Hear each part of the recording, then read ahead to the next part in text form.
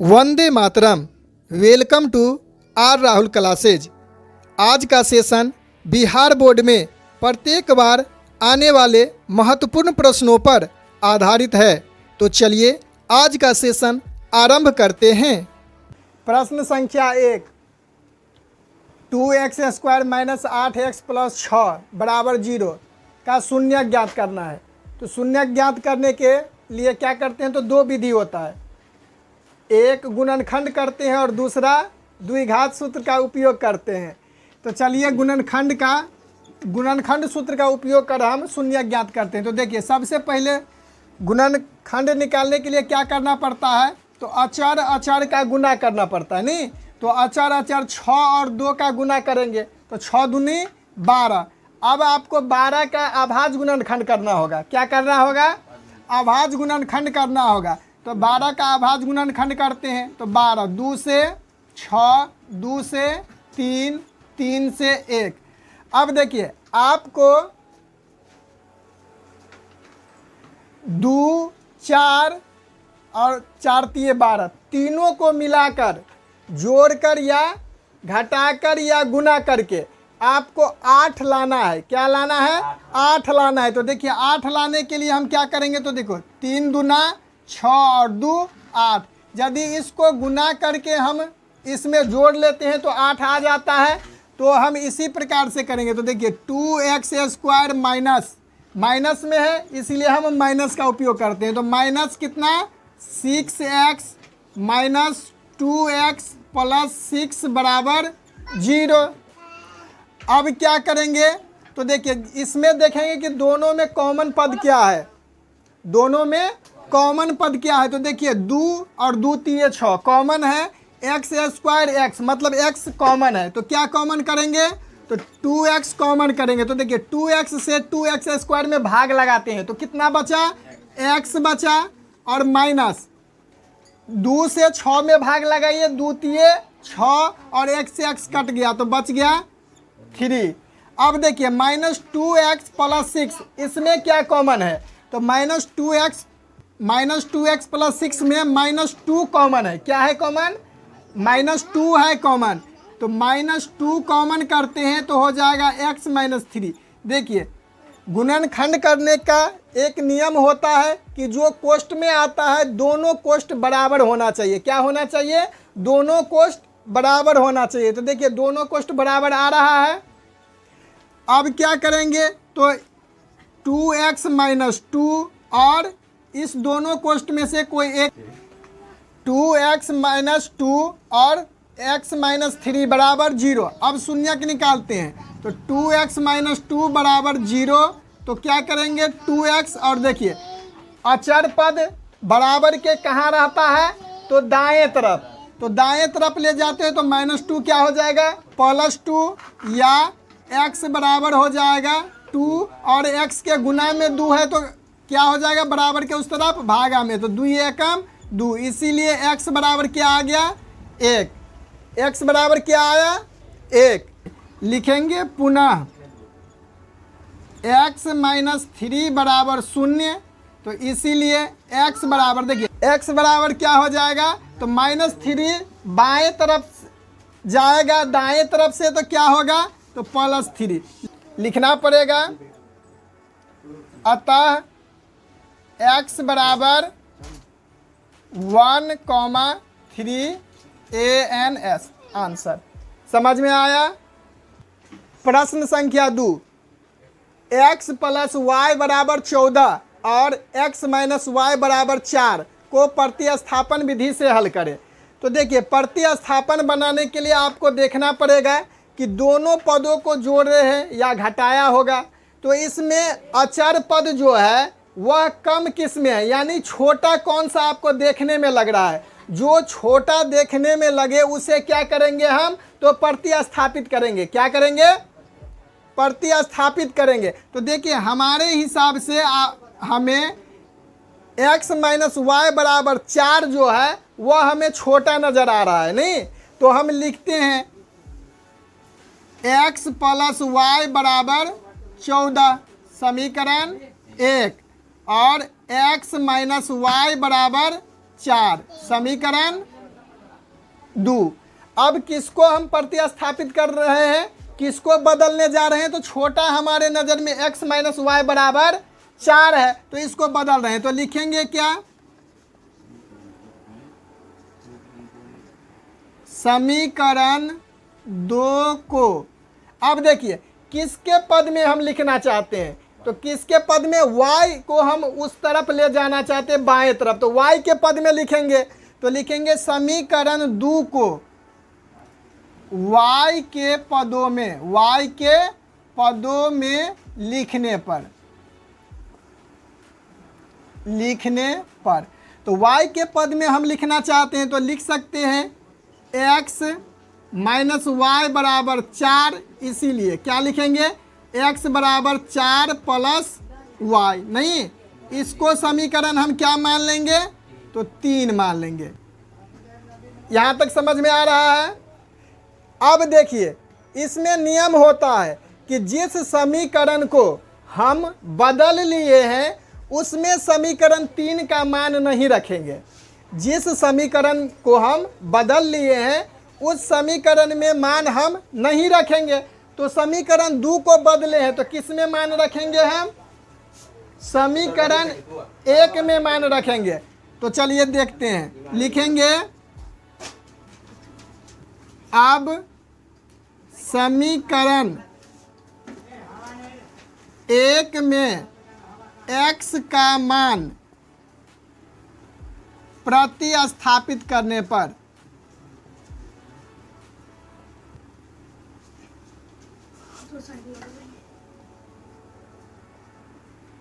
तो चलिए समीकरण 1 लिखते हैं। तो समीकरण 1 हमारा है x प्लस वाई बराबर 14। अब देखिए समीकरण 1 में x का मान हम प्रतिस्थापित कर रहे हैं तो x का मान हमें क्या पता है, मान है 4 प्लस वाई। x का मान क्या है, 4 प्लस वाई। तो अब हम x के जगह पर क्या लिखेंगे, तो 4 प्लस वाई लिखेंगे। देखिए जैसे यहाँ पर x है तो x न लिखकर हम क्या लिखेंगे, 4 प्लस वाई, और यह प्लस वाई रहेगा ही बराबर 14।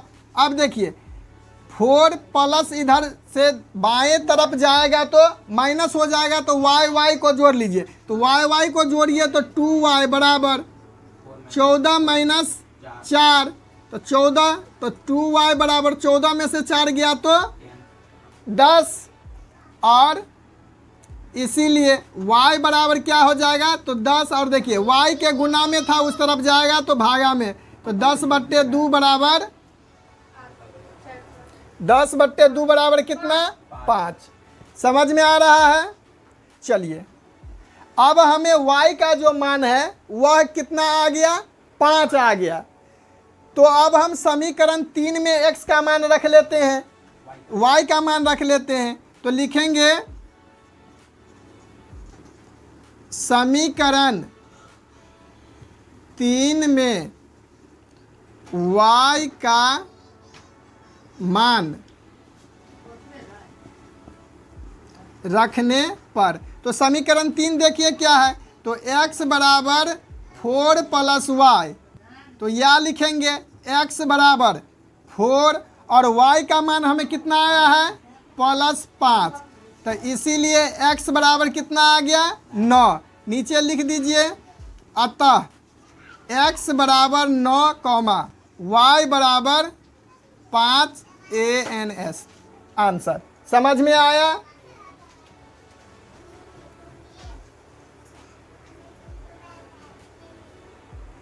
चलिए अब प्रश्न संख्या 3 देखते हैं। एपी का 7वां पद 20 और 13वां पद 32 है, तो एपी ज्ञात करें। तो देखिए एपी का 13वां पद 7वां पद दिया हुआ है 20, तो क्या लिख सकते हैं हम, दिया है। सबसे पहले क्या लिखेंगे, दिया है। ए 7वां पद मतलब A7 बराबर दिया हुआ है 20, तो इसको हम A7 को लिख सकते हैं या A प्लस क्या 6D, क्या लिखेंगे 6D बराबर कितना, 6D बराबर 20। समीकरण पहला। देखिए इसका नियम होता है कि 7वां पद हो तो एक कम डी, जैसे नवा पद लिखना हो तो क्या लिखेंगे, a प्लस 8d, 8d नहीं, तो समीकरण 1। इसी प्रकार 13वां पद तो लिखेंगे a 13 बराबर, a 13 बराबर कितना दिया हुआ है 32, तो हम लिख सकते हैं a प्लस, देखिए 13वां पद है तो अब इसको क्या हम लिखेंगे, a प्लस 12d, क्या लिखेंगे a plus 12d, a plus 12d बराबर कितना 32, समीकरण 2। अब समझ में आ रहा है। चलिए अब देखिए समीकरण 1 और 2 प्राप्त हुआ, हमें अब क्या करना होगा, या तो विलोपन करना होगा या प्रतिस्थापन करना होगा, क्योंकि हमें दोनों का वैल्यू ज्ञात करना है, मान ज्ञात करना है। तो चलिए हम समीकरण 1 और 2 का विलोपन कर लेते हैं, समीकरण 1 और 2 का विलोपन से हल करते हैं। तो लिखते हैं अब समीकरण 1 माइनस 2 से हम क्या कर रहे हैं, समीकरण 1 में से समीकरण 2 को घटा रहे हैं। तो चलिए समीकरण 1 लिखते हैं, तो क्या है a प्लस 6d बराबर 20 और a प्लस 12, इसमें d छूट गया था नहीं, तो a प्लस 12d बराबर 32। अब देखिए घटाव कर रहे हैं तो माइनस माइनस माइनस, चेन परिवर्तन होता है घटाव में, तो चेन परिवर्तन कर दिए।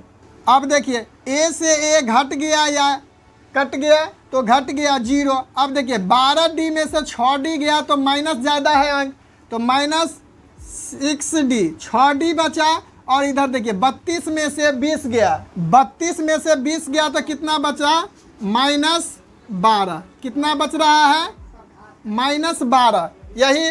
अब देखिए माइनस से माइनस हम काट दे सकते हैं। अब देखिए बच गया 6d, 6d बराबर 12, इसीलिए d बराबर क्या हो गया 12/6, तो d का वैल्यू कितना आ गया 2 आ गया, d का वैल्यू 2 आ गया। कोई दिक्कत समझने में। अब देखिए d का हम क्या करेंगे, तो मान समीकरण 1 में रखेंगे, d का मान समीकरण 1 में रखेंगे। तो लिखते हैं समीकरण 1 में d का मान रखने पर, मान रखने पर, समीकरण 1 में d का मान रखने पर, अब हम समीकरण 1 लिख लेते हैं, तो a प्लस 6d बराबर 20, तो a के जगह पर हम अभी a रखेंगे, और 6 गुने d का मान हमें कितना पता है 2, तो 2 रख देंगे और गुना करेंगे। तो देखिए a प्लस 6 दूनी 12 बराबर 20, a बराबर 20, और देखिए प्लस 12 दाएं तरफ से बाएं तरफ जाएगा तो क्या हो जाएगा माइनस 12, तो a बराबर कितना आ गया 8। अब हमें a का भी वैल्यू पता हो गया, तो इसीलिए लिख देंगे a बराबर 8। अब पूछ रहा है fp ज्ञात करने के लिए, क्या पूछ रहा है fp ज्ञात करने के लिए। तो चलिए लिखते हैं a1 बराबर, तो a1 देखिए a का वैल्यू ही a1 होता है, तो 8। a2 बराबर, a2 बराबर क्या होता है a प्लस d नहीं, तो a का वैल्यू कितना है 8 और प्लस d का वैल्यू कितना है 2, तो 8 और 2 को जोड़ते हैं तो 10। a3 बराबर क्या होता है a प्लस 2d, तो a का वैल्यू 8 प्लस 2 गुने d का वैल्यू कितना है 2, तो हो गया 8 प्लस 2 गुने 2, तो हो गया कितना 8 प्लस 4 बराबर 12, तो नीचे लिख देंगे। इसीलिए fp बराबर 8, 10, 12, डॉट डॉट आंसर। चलिए प्रश्न संख्या 4, 99 plus 95 plus 91 plus 87 dot dot 20 पदों तक का योग ज्ञात करें। क्या कह रहा है 20 पदों तक का योग ज्ञात करने के लिए। देखिए तो इस सवाल में कुछ चीज़ दिया हुआ होता है नहीं, तो क्या दिया है, तो लिखेंगे दिया है, ए बराबर प्रथम पद जो होता है उसे हम ए मानते हैं, तो ए बराबर कितना हो गया 99। A2 बराबर दूसरा पद को A2 बोलते हैं नहीं, तो A2 बराबर क्या हो गया 95। और देखिए तो इसीलिए हम D निकाल लेते हैं, तो D बराबर सूत्र क्या होता है बता। तो A2 माइनस A1, तो A2 कितना है, A2 है आपका 95 और A1 है 99। देखिए घटाते हैं तो माइनस में 4 आ रहा है, तो D हमारा क्या हो गया माइनस में 4। और कह रहा है 20 पदों तक का योग ज्ञात करें, तो n भी दिया हुआ है, n बराबर हो गया 20, n बराबर 20। तो अब क्या निकालेंगे Sn, योग पूछ रहा है, तो Sn बराबर सूत्र क्या होता है,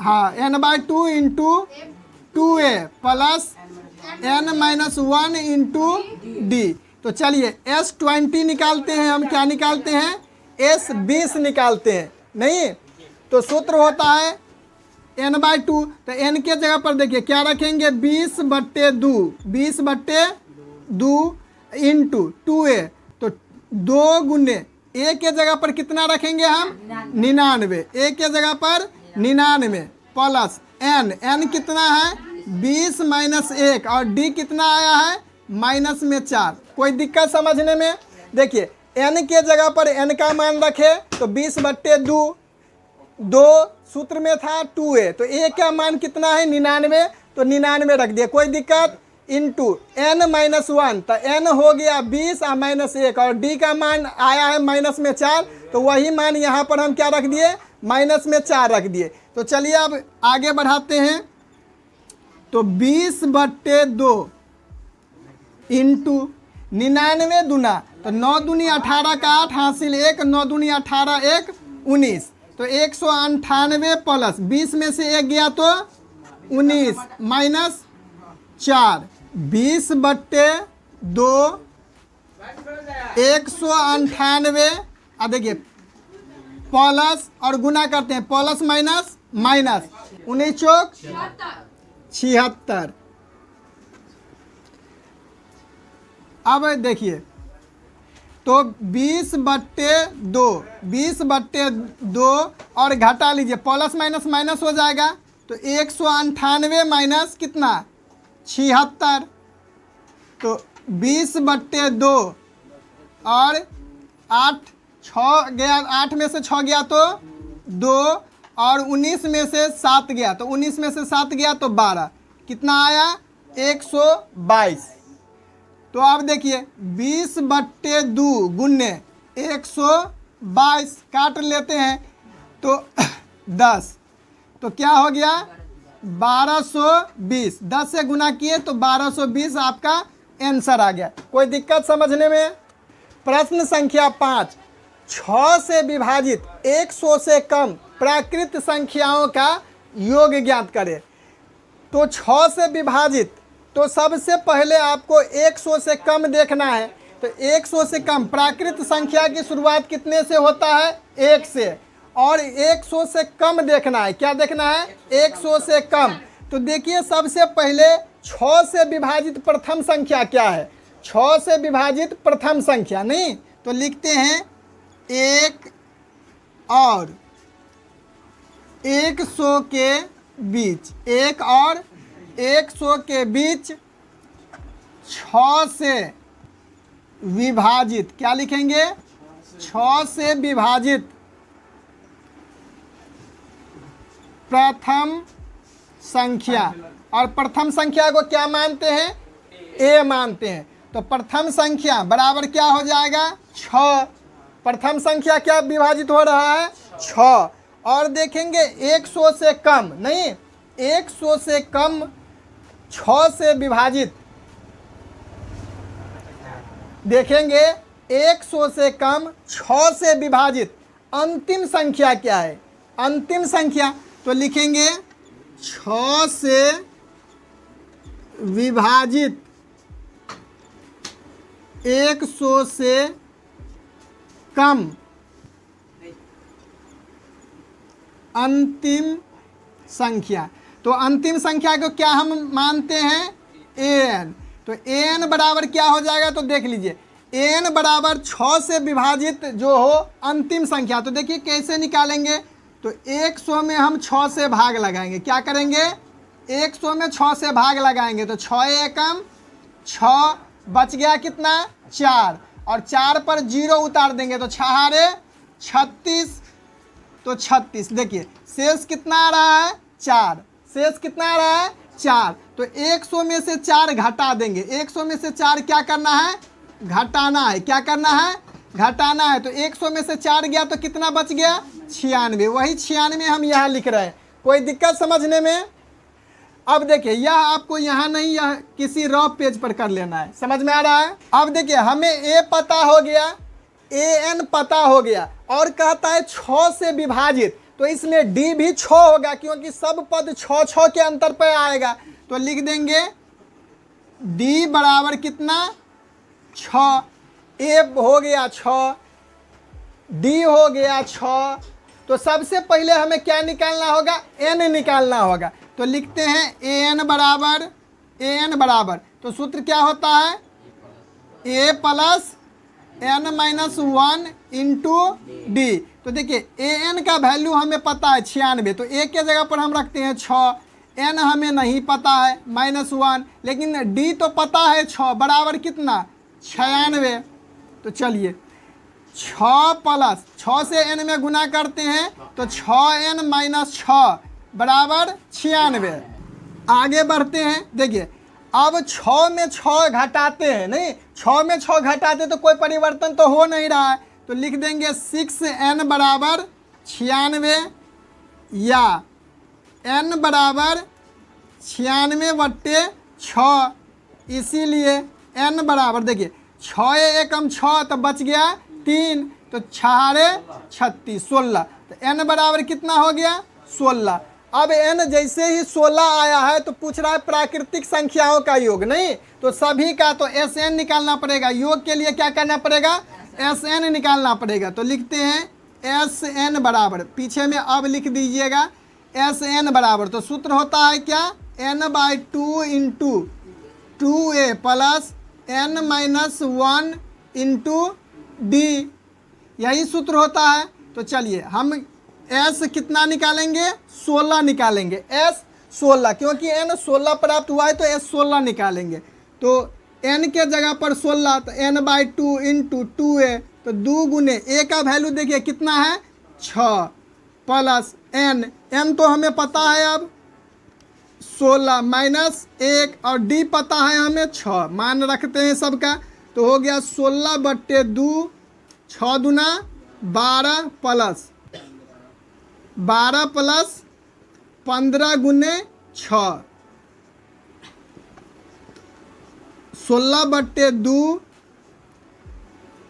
12 प्लस 15 छके 90, तो हो गया 16/2 गुने, दोनों को जोड़ के लिख देते हैं तो हो गया 102। अब देखिए 2 से आप 16 को काट लीजिए या आप 102 को काट लीजिए। तो चलिए हम 16 को ही काट लेते हैं, तो हो गया 8 बराबर। अब गुना कीजिए, तो गुना करेंगे तो कितना आ रहा है, देखिए 8 दूना 16 का 6 हासिल 1, 8 दाइन 80 1 81, 816 इसका आंसर है। कोई दिक्कत समझने में।